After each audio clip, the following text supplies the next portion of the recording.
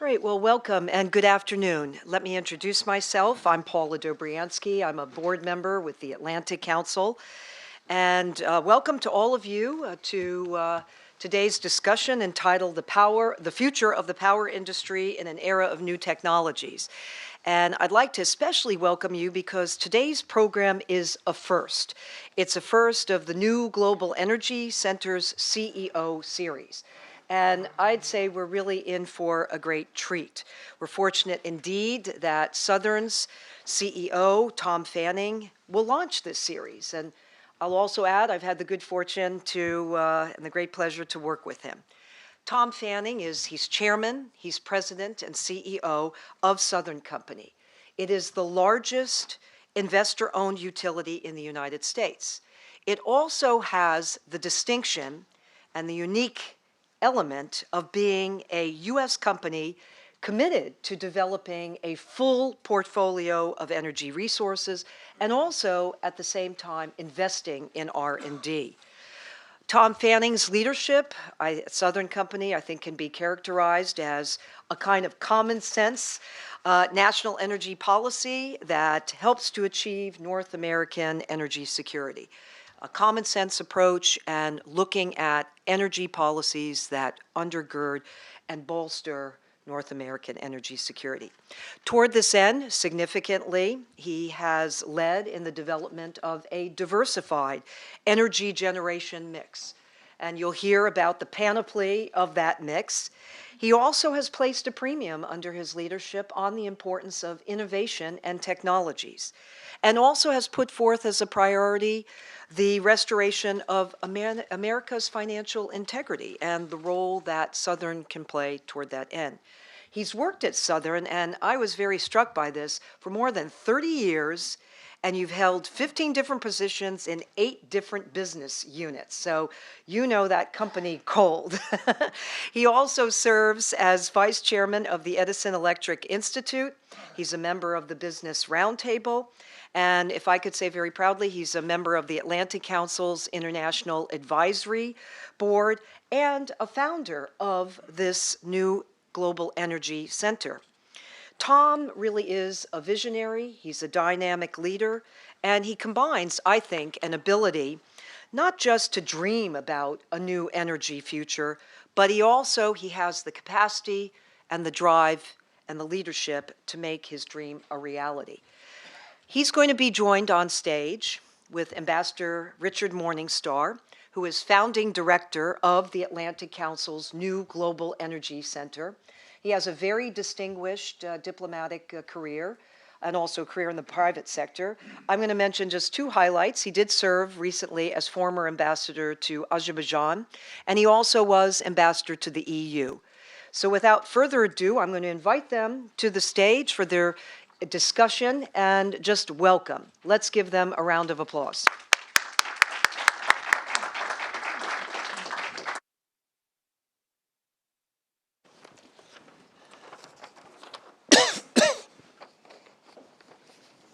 Well, I'd also like to add my welcome to everybody here.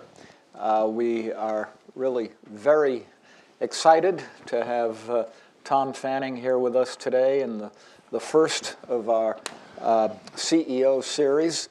I think we're going to have a very exciting discussion. Our new Global Energy Center is off to a very fast start. We're dealing with a wide range of issues, from geopolitics to the environment to alternative technologies, which the latter 2 will be part of the discussion today. For those of you who are not aware, we have Secretary of State Kerry is coming on Thursday to speak about to give his views on issues leading up to the climate summit in Paris this coming December. Tom Fanning and the Southern Company have been great friends of the Atlantic Council. Tom was with us at our Istanbul summit this past November and participated on a wonderful panel there. And I know that you'll be very excited about today's conversation, and we'll look forward to your questions and comments. I'm going to turn it over now to Tom, who will give a few minutes opening remarks, and then we'll open it up for questions and discussion. Thank you, sir. Ambassador, thank you so much. I think the work you're doing here in the Atlantic Council, but specifically around energy, is really important right now. And I really get excited talking about this stuff because no time in my lifetime, your parents' lifetime, have we been in a position where for all the challenges the world is facing, whether it's economics or geopolitics or a variety of other things, we are able right now, I think, to create energy policy based on the principle of abundance, not scarcity. And I think that has the ability to transform what we might do. See, I think energy security for the world breeds national security, and that breeds economic security. And I know these sound like lofty principles and everything else. And whenever I kind of get esoteric like that, I always try and translate it down to a person. And it deals with not folks like us probably, but the vast majority of people that have a difficult time participating in economic growth and a reasonable future. And for those families, for their children, their parents want for them a better place to live, better food on the table, better medical care, better education, a job, a growing income, a better life. And I think the energy complex now has the ability to play offense in that challenged environment where we see economic malaise and unrest and kind of the geopolitics of the world, right? I think we can do things. I think people are thirsting for a way to play offense. It's funny, I tend to go on CNBC or some of these other shows, and I'm always struck by the notion that when you go on, they say, good morning, and then they'll spend the next hour telling you why it's not a good morning. In fact, I can tell you with some certainty that the energy complex around the world can be good news to so many people. Now, what do I mean by that? Well, I will translate this into electricity, but then I would love to take any question because really I have kind of a broad view as to how we should all play in this very kind of exciting opportunity. The simple answer is this. There are three things that I seek in terms of policy around the world to try and make this the benefit that it can be to mankind. Number one is let's take advantage of all of the blessings of resources that we have.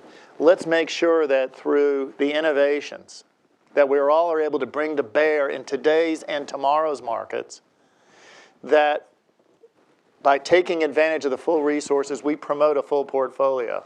Nuclear, 21st century coal, natural gas, renewables, and energy efficiency. Let's use every arrow in our quiver. The second principle is really to promote energy innovation. Now, I think energy innovation, a lot of people translate that to the idea of consumption. Oh, I'm going to have a more efficient light bulb, or I'm going to do whatever. When I think energy innovation, I go to the full range of make, move, and sell and consume energy. The third area really goes to a broader concept, but it's easy to dial it down.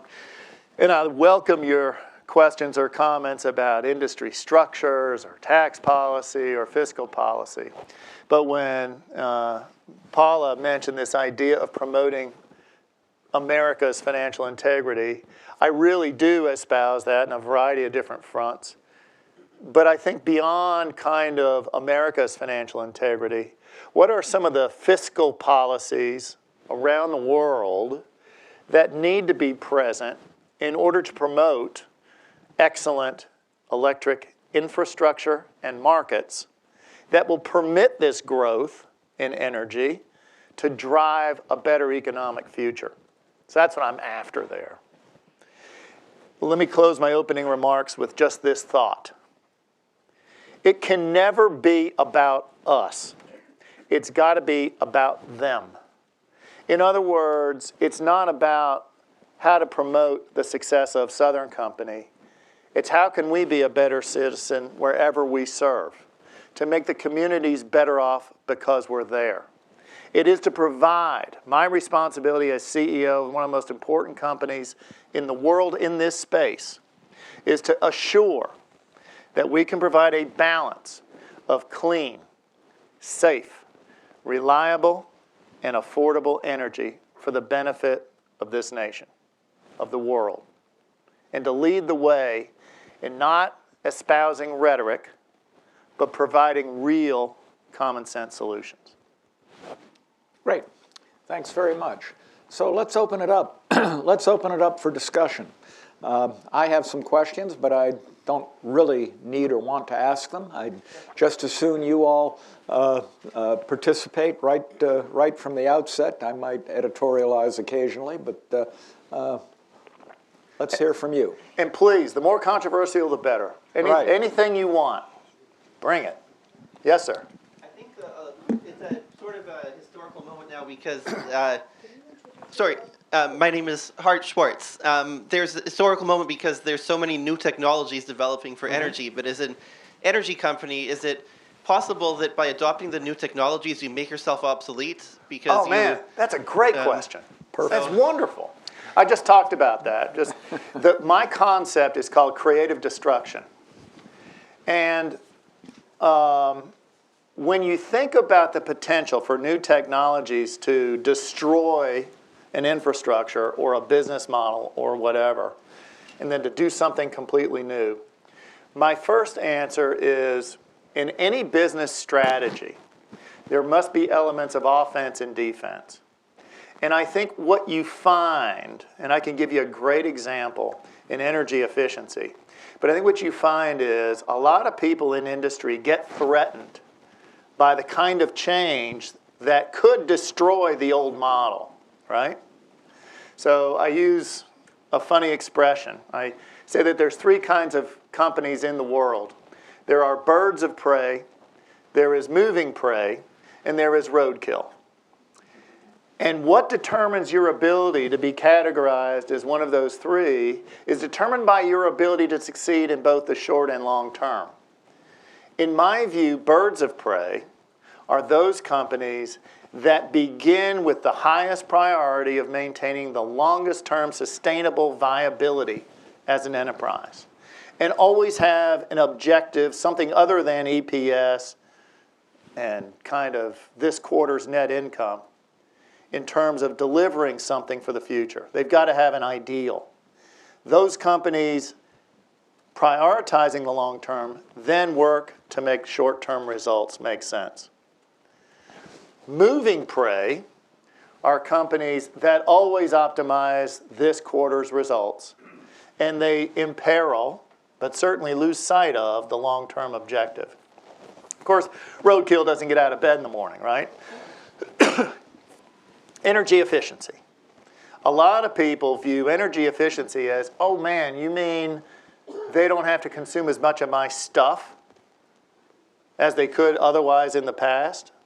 That's defensive thinking. These are people that want to keep the waves off the beach. We know through innovation, market forces will overwhelm any defensive strategy. A defensive strategy by its nature is temporal. It has a time effect that will evaporate. You must play offense. And so my concept in playing offense is creative destruction. What I've done at Southern Company is, number one, promote innovation. We remain the only electric utility in America that has a robust, proprietary research and development operation. Has been in place since the 60s.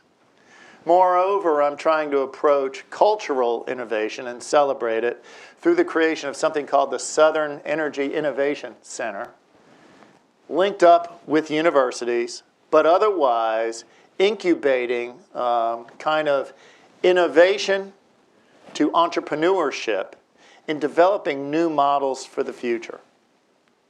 So we're kind of doing that. The other thing that I think is so important in thinking about there's a difference between innovation and sex appeal. I want to do things that work.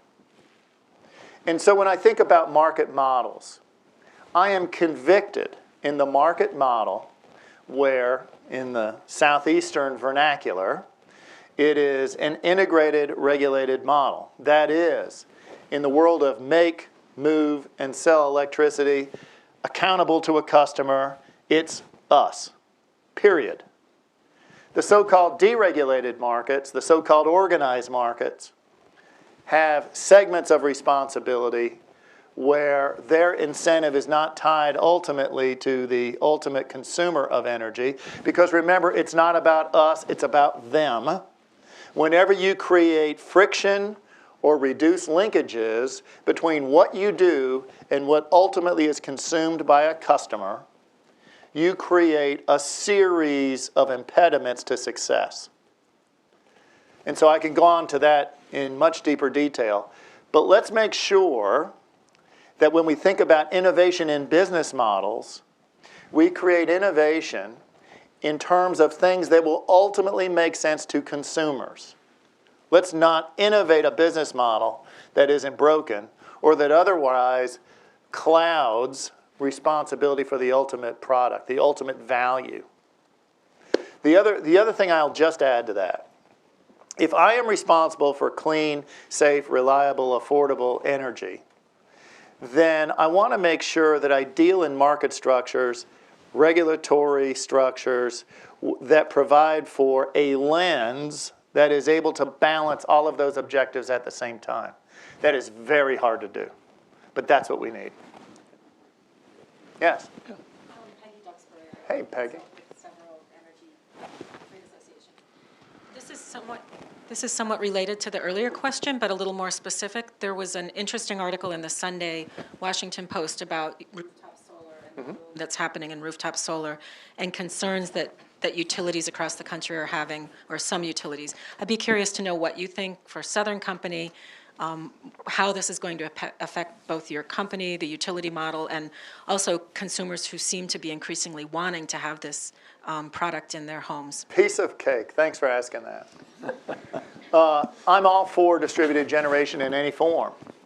But I think there's a much bigger issue out there than distributed generation. It's really distributed resources. If you think about our model, in fact, this Southern Energy Innovation Center, one of the early innovative business models we're trying to develop is the whole idea about infrastructure beyond the meter.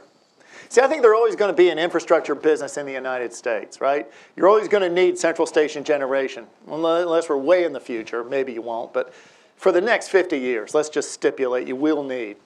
And then you're going to need electric networks.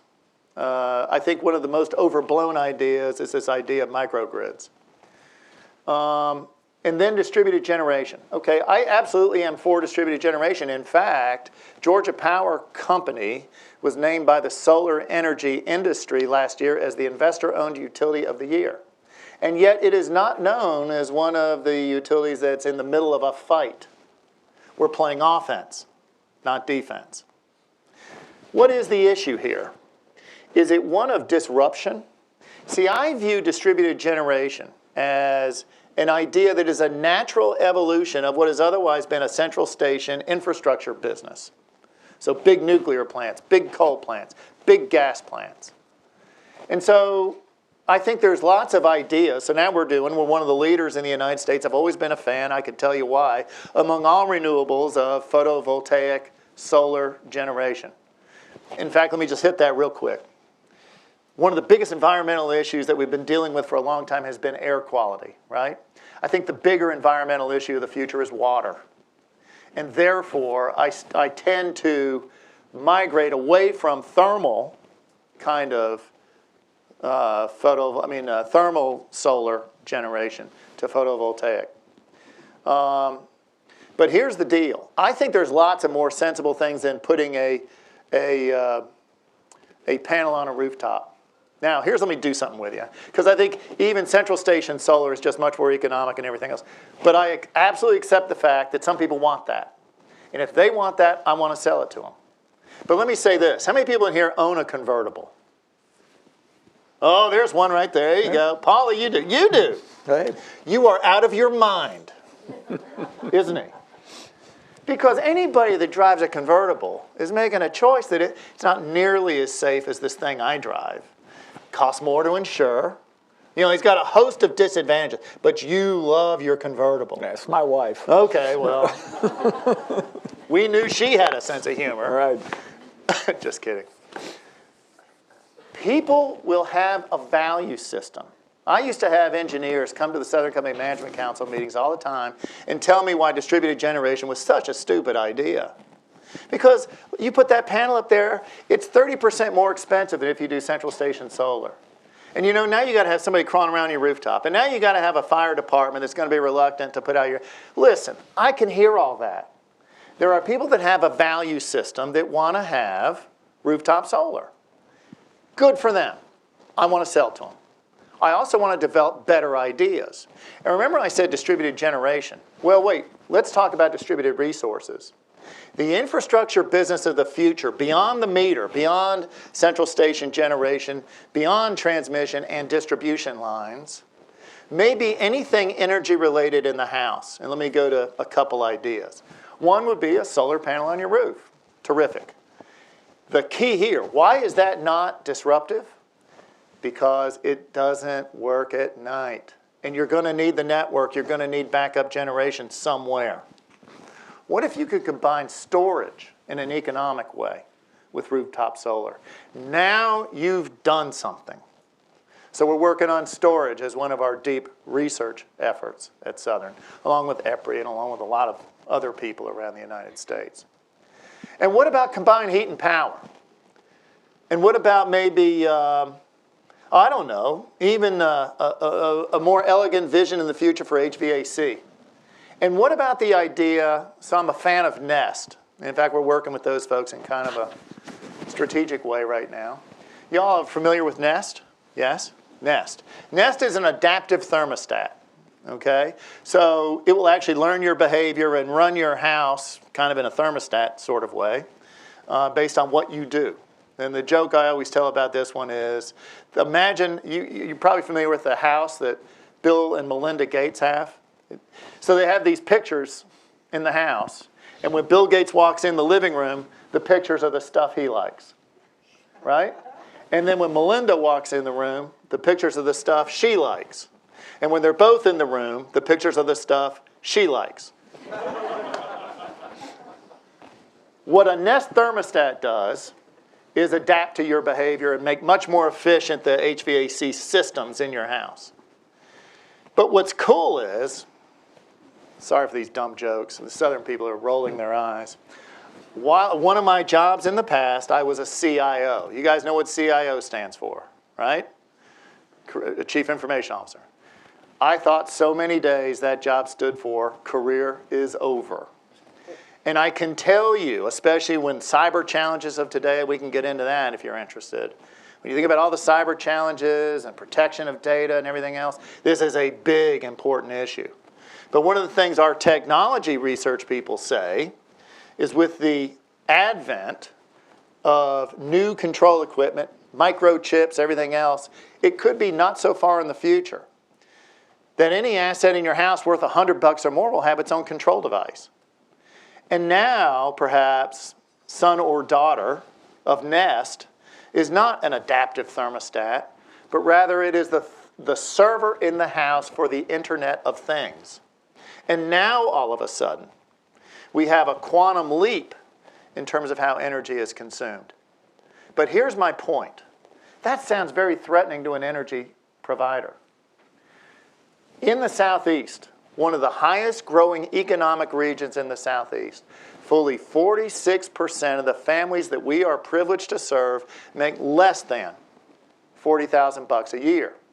Let's broaden that concept to worldwide demographics and think about the imperative for greater well-being and economic growth. It's the Southeast on steroids. I can tell you that if you can make my product cheaper, more attractive, then people will use more. They'll live in a better place, better food on the table, better medical care, better education. I think rising tides float all boats. And this is where I want to get back to the concept of playing offense with energy. Worldwide lives will be better by consuming more. This is a good thing. And I think we can really help. Sorry for that. You asked a DG question, for heaven's sake. Question over here. Thanks. My name is Claire McGee. I'm with KPMG's Power and Utilities Consulting Group. And I'm wondering, in the new paradigm that you're talking about, does a reevaluation of rate design play a role in that? Greater transparency, disaggregation? And if so, what lessons do you take from what just happened with Salt River Project over in Arizona, trying to do just that? Yeah, absolutely it does. It's kind of a geeky question.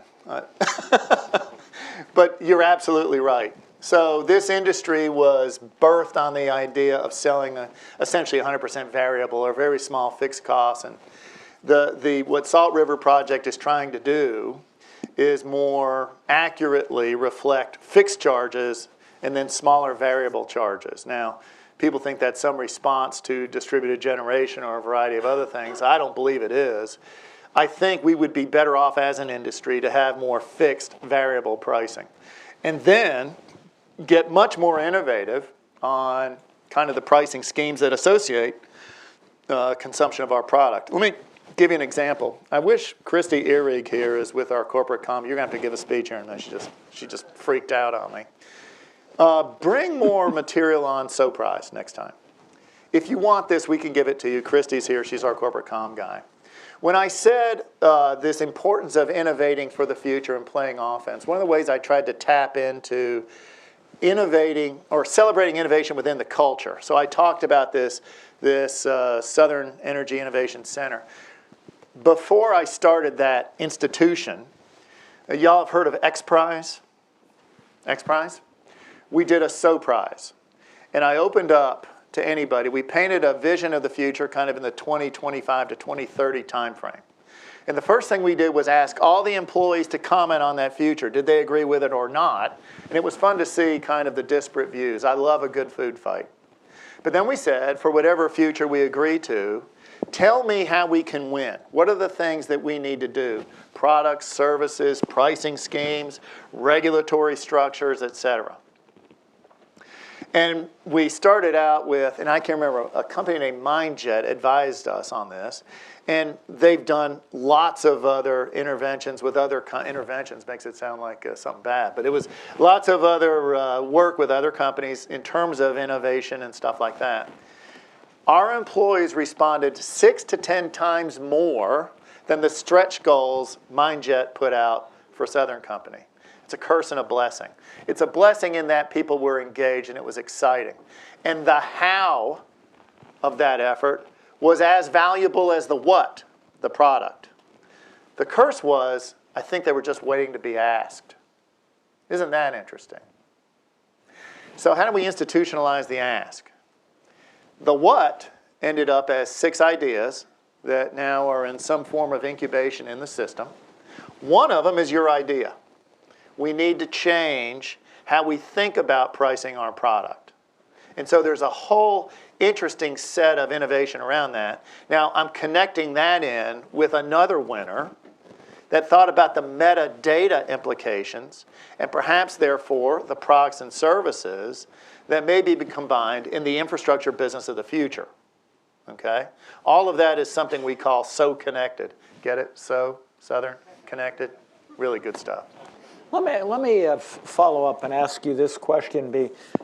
Us being the Atlantic Council and being concerned about international applications, if you take the 5 elements that you were talking about at the beginning, not necessarily each one, but how would you, and if you were asked to advise with respect to how do you develop, take Africa, for example, where, dozens and dozens and dozens of smaller villages in certain areas that don't have electricity. You bet. What kind of lessons from what you're doing would you apply in developing electricity and those kinds of places, and then in a different kind of situation, maybe in China or India. Sure. So let me go through that. That's actually a wonderful question. Boy, it's another long one. I'll try and keep it short. So let's say that we're dealing with a really underprivileged area. When I think about the portfolio, there's a couple of things that make sense, right? So I said the portfolio was nuclear, 21st century coal, natural gas, renewables, energy efficiency. And then I said the second big thing was energy innovation. Remember I said the third thing was, I dealt with America's financial integrity, but within that rubric you could talk about market structures and a variety of other things. Here's what you're going to need to have in place, I think, to succeed in those areas. Number one, let's go to market structure first. This is one of the most capital-intensive, big infrastructure industries around the world. You need to put in place a market structure that supports the formation of capital. Remember from business school, you all remember, value is a function of risk and return, right? Risk matters as much as return does in attracting capital. And we all know that if you're going to finance long-term assets, a nuclear plant might have a life of 60 to 80 years. You better have long-term liabilities, right? Nobody would finance a house on a single-day note and roll the note over and roll the note over and roll the note over. You could, but you would pay a big premium, right? So you want to have long-term liabilities. You want to have a mortgage. In order to support a long-term liability, tell me about the security of revenue to service that liability. It must also be long-term. That's where organized markets, so-called, have a risk premium problem in the United States and have trouble attracting long-term capital, long-term investments like nuclear plants, new 21st century coal plants, and other things. And so you want to create a market that is integrated, remember my dogma there, that has a market structure that supports the optimal formation of capital, okay? And then, because I'm going to surmise, you're starting with a lack of infrastructure, distributed generation now becomes more important. And all of a sudden, what may appear not to be sensible in the United States may make beautiful sense in Africa, okay? So I could see much more penetration of wind and solar and taking advantage, biomass, taking advantage of the resources that are there. Remember going back to this notion of set policy based on abundance, not scarcity. What do they have that can be brought to bear in an economic way that can promote energy security? I think that's so important to geopolitics in the world today. So let's go to those things. And let's not forget, so I know renewables, energy efficiency, all that makes sense. You're still going to need, I think, deep infrastructure. And if you want to go to an innovative approach here, is the Westinghouse person here? I was with the Westinghouse person. Oh, there you go. You're not going to build an AP1000 in Africa, maybe. You might. But you might do the small modular reactor. Do something smaller, right? Do something on more of a bite-sized basis. And it may be the future for taking advantage of kind of the next innovation. That's something we're working on right now. We love our AP1000 technology. But I think the idea of what's the next technology, that's where America needs to go. Nuclear must be a dominant solution in America, in the world. It is emissionless, and therefore we need to develop it. The other thing that is kind of endemic with underprivileged areas, typically you'll see taking advantage of whatever resource exists, they are the biggest consumers of coal from a growth standpoint. We've got to figure out a way to use coal in a responsible way. We have developed a technology, us and Kellogg Brown Root, here in the United States, where we can consume coal and have a smaller carbon footprint than natural gas. That's pretty cool stuff. So maybe, think about geopolitics, think about abundance of resources, 50% of the world's coal reserves are low-grade coal. That's perfect for our technology. We'll gasify it. We'll strip out the CO2. We'll create other valuable byproducts like ammonia and sulfuric acid, which can be used to develop their infrastructure. And then we can produce more natural gas that will be consumed as electricity. Oh, and by the way, the CO2, it's not a waste stream. In Mississippi, we're going to take it, push it in the ground, and push out more oil. So we don't just have almost 600 megawatts of electricity. We also produce, in Mississippi, we estimate, about 2 million barrels of oil a year. Not bad. That could make a lot of sense in a developing economy. So when you think about, now, I just did a developing economy. When you think about China and other people, their growth is so big that when I think about environmental concerns like carbon constraints and a variety of other things, I think they're going to serve the growth first. They're going to do everything they can probably on carbon. But along the way, there need to be solutions like I just outlined. So I think I've outlined kind of two ends of the spectrum. And I think China, India, Indonesia, a variety of other people can play in that spectrum wherever it makes sense for them. Remember, we're not going to run, I don't think, the energy policy of the world strictly by carbon. It's an awfully important issue. But it's the balance, clean, safe, reliable, affordable, is what will win the day. Right. By the way, the couple of guests who are here who don't have seats, there are a couple of seats up here. If you want to sit down, feel free to come You up. have to walk in front of everybody. Walk in front of We'll all everybody. make fun of you when you do it. Anybody else? Okay. Other questions? Yes, sir. Ian Butterfield from Space Government Relations. Could you flesh out a little bit your comments you just made on Gen 4 nuclear development? Well, And there's on a variety of On one flavors. second, on a totally unrelated subject, could you give us your views on the future of the hydropower sector? Yeah, sure. Well, let me hold off on the light water reactors, thorium reactors. You tell me what.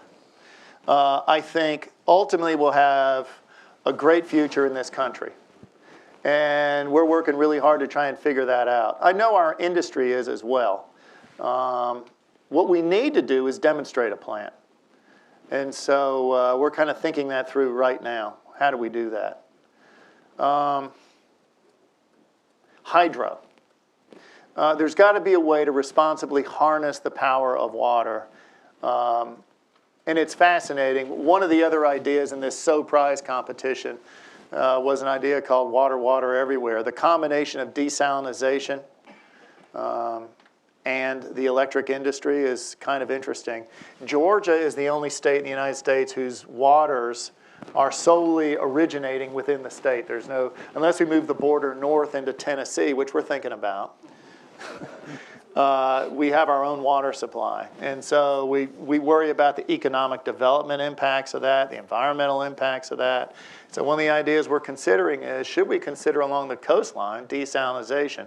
Solves the economic development issue, environmental issue, and it uses some electricity along the way.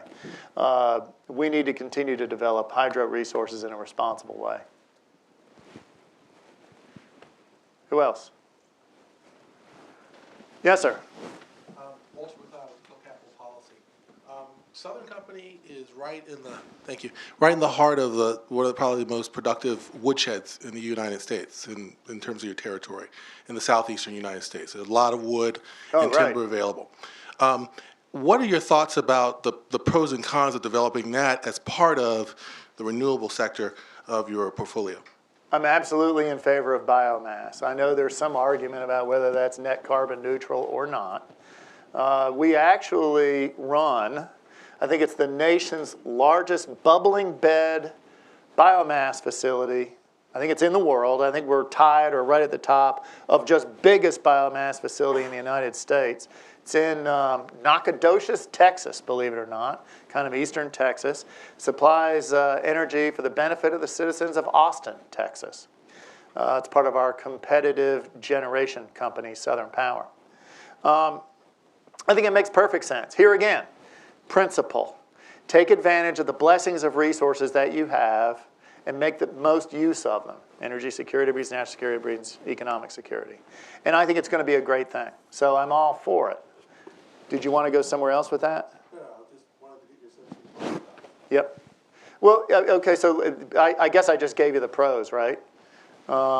We have plentiful resources. The wood we use is wood waste. It's stumps, it's tree branches, it's stuff like that.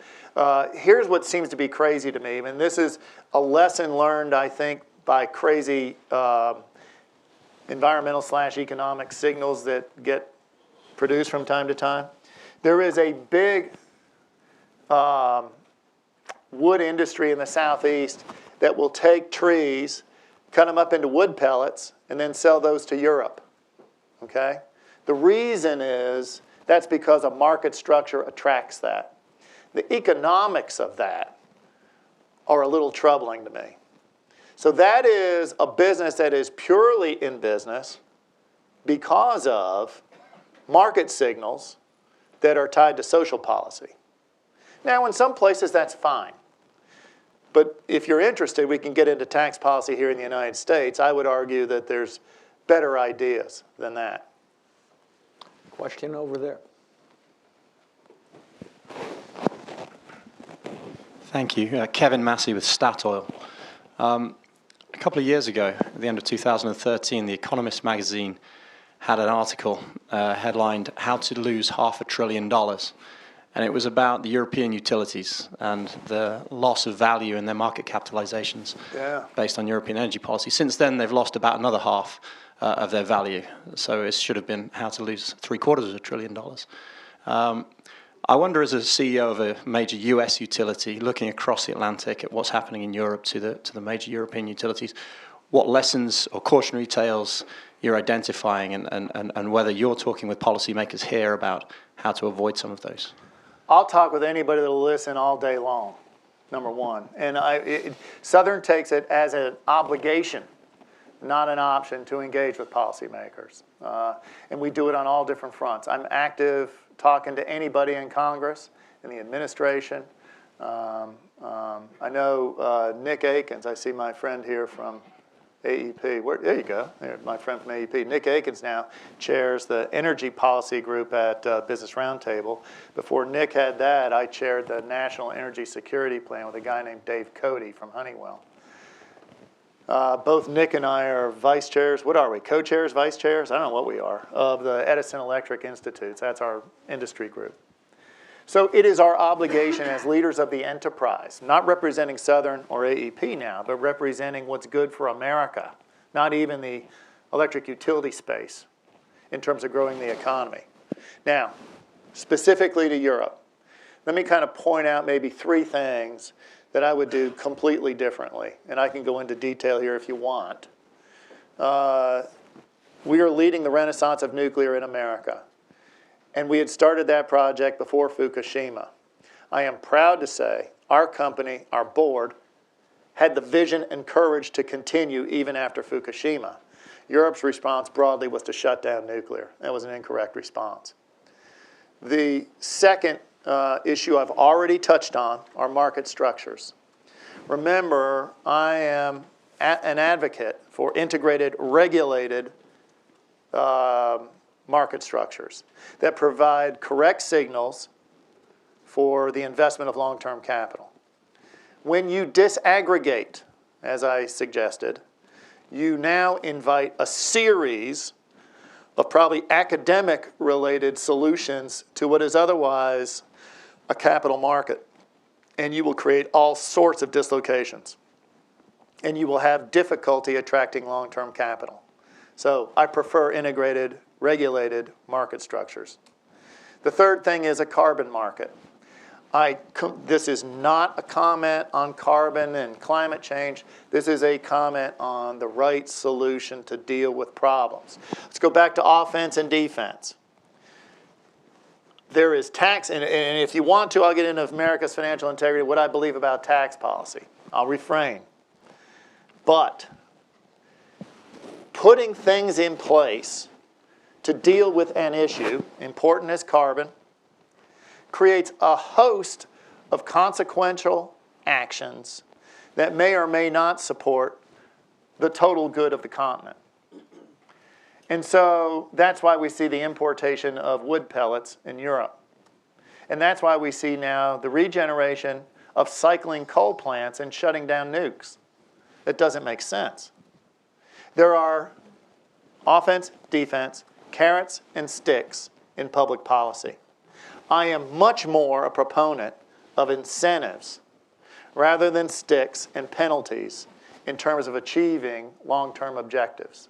And I'll just add one more, just being parochial now. Right now, we have EPA and 111D as their pitch at trying to do something about carbon.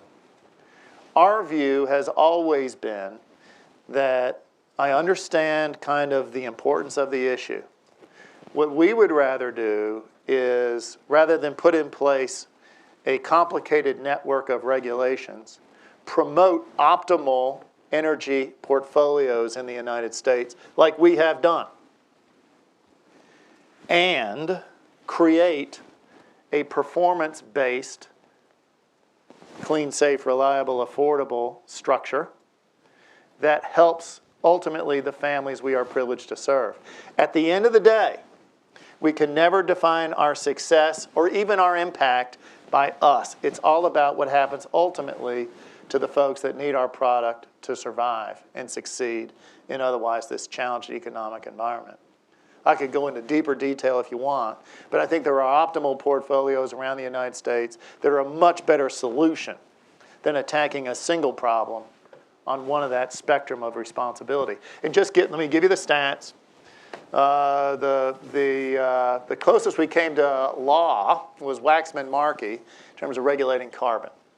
And I think it was an 80% objective by 2050, and I think it called for by 2020 a reduction in carbon like 18%. We've reduced, Southern Company has reduced by 26% already. So we way exceed what the law would have required. And I think we've got a portfolio using nuclear, 21st century coal, natural gas, renewables, and energy efficiency that even have the potential to exceed what EPA wants to do. But the way we're trying to do it, I think, is just not well advised. So my three comments back to Europe, right? It was market structures, right? It's incentives, and it's nuclear particularly, and kind of building out the portfolio. Yeah. Hi, Cristian Ungarotti from Embassy of Italy. I have two questions, if I may. The first one, do you think the current low price of most of the sources of energy, oil, GPL, even photovoltaic panels and so on, will have an impact on the pace of innovation? I mean, there is less incentive today for innovation. And the second one is, if you have to bet on innovation which will shape the next 5 years, among all of them you mentioned, which one you think will be more significant from here to the, say, 2018, 2020? Give me your thing. Give me your iPad. So this is what's causing energy to go crazy. In fact, there's a great statistic. I think this is right. Somebody's told me this, that if I download a Netflix thing on here, I think it's once a week. If I look at a movie once a week, when I think about all the servers I'm lighting up down the road, it's like the equivalent of buying a new refrigerator every year. Since I think it's 1995. I may have the date off a little, but around then, something like 80 to 85% of all increases in energy consumption has been to electricity. And so my sense is there's going to be an enormous future for increased consumption of electricity. And in fact, when you think about innovation in the commercial markets, it's going to be electricity driven, I think, until we get somewhere else. I mean, that's kind of what I think right now. So number one, my concept of cheap energy, remember it's playing offense in the energy efficiency environment. If I can make it cheaper, more efficient, that allows me to sell more. Wouldn't it be cool if we had Apple Watches? That's kind of the thing this week, right? Apple Watches that now can intervene on your medical condition and can tell you whether you got high blood pressure or a funny heart rate or whatever. What if we had those for everybody in Africa? And what if we had those that were driven by electricity? So, look, the potential here is enormous. More attractive, lower cost, more efficient, allows me to sell more. The latent demand out there is enormous. So I think of a growing market all the time. What was your second question? Which part of innovation was most important? Or which part of the value chain? No, I mean, which would be the innovation which will shape the future of the next 5 years? Next 5 years. The next revolution in energy. Okay. So next 5 years. probably, if we continue on the translation efficiency of sunlight into electricity, if we continue on the production cost efficiency of solar, that might be the biggest one. But it's not a game changer. It just makes it more attractive and you'll use more of it. I would still say that the advantages of central station solar overwhelm kind of rooftop solar, but they'll make it more accessible to more people, et cetera. So that's good. Energy innovation is something that I'm really interested in. Have I told you about Nest here? I have. See, I think that's cool. So I think the idea of the server for the Internet of Things is something that's not far away at all. And I'm starting to see elements of that. That could really change, okay? When I think about backstream innovations, they're already occurring. We always see kind of step improvements in gas turbines and step improvements in the heat rate of any kind of generation. Transmission, where you're going to see innovations there is going to be kind of the smart grid stuff. Southern Company spent over the last, I forget what it is, almost 10 years. It's a little shorter than that, $1 billion in smart grid. We were doing smart grid before it was cool. But the idea is that you're going to have predictive ability, just as I talked about an adaptive Nest thermostat. Predictive ability in terms of running your plants and your wires is going to improve energy efficiency, and that's going to be a good thing. You guys will never see it. All you'll do is turn the lights on, and the lights will be on more often than otherwise, and your bill will be lower. That's good news. It's good news for everybody. Okay, we have time for a couple of more questions. I see two over here. Either. Dan Shawn of Resources for the Future. What's your view on the likelihood that electric vehicles will see a large market penetration? And secondly, what do you think are the most important policies for utility to adopt to adapt to having a lot of electric vehicles on their You bet. grid? I drive a Tesla. It's fabulous. It's the sexiest car made. Way cool. Let me tell you something. I think EVs are terrific. So the equivalent cost, I think, on a per gallon basis is about $1 per gallon is the equivalent EV. And I think what you're going to look for there is battery technology to improve and increase range. My Tesla gets 240 miles per charge. So it's terrific.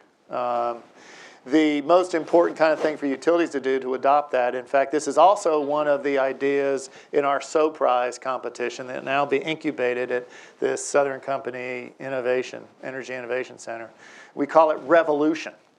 But the idea is that not only will you promote electric vehicles and create pricing schemes, I'm back to your geeky question, that will enable people to use more of it, right? That's the idea. Why not think about infrastructure for electric vehicles not as some discrete plug sitting somewhere. Let's call it part of our distribution infrastructure. It's nothing more than a plug. And we can put all sorts of charging mechanisms on that thing. Run your thing through there, supercharge, and whatever, and move on. The other thing that needs to happen, one of the challenges I think we've had in electric transportation, and we should think more broadly. When I say electric vehicles, I mean electric transportation. One of the things Southern Companies did in our area, we've replaced a lot of the diesel cranes in the ports of Mobile and Savannah with electric cranes. Good for the environment, good for the ports, sell more electricity. What a concept. What about Hartsfield? You fly into the busiest airport in the United States. Most of the ground handling equipment that tugs your plane around or handles your luggage is electric now. It's not gas or natural gas or diesel. So let's think differently about what it is and call it part of our infrastructure. This is what I mean. When some people will say, and I violently disagree, that this is what do they call it, death spiral. No. The infrastructure will change over time. What you've got to do is play offense and engage in that infrastructure. The other thing we're doing is really pretty interesting too. So GM sells most of its cars with gasoline. And after you drive an electric vehicle for a while, you're going to feel bad when you go to a pump and fill yourself up with gasoline. You just will. let's think about places where we can give customers, remember it's not about us, it's them, a way to compare all electric vehicle choices. So let's have a showroom of GM cars and Ford cars and Nissan cars and Tesla cars. And by the way, we'll have at the same showroom contractors available to do your garage and put a charger in there. Full service electric transportation for the good of the public. That's what we got to get behind. Yes, sir. Yeah, Alex Fassbender, Ecovia Corporation. I wanted to follow up on what you mentioned in terms of water. You have two great infrastructural utilities, water and electric power. Yep. And for the most part, they really don't work together very much, and there's ways to do that.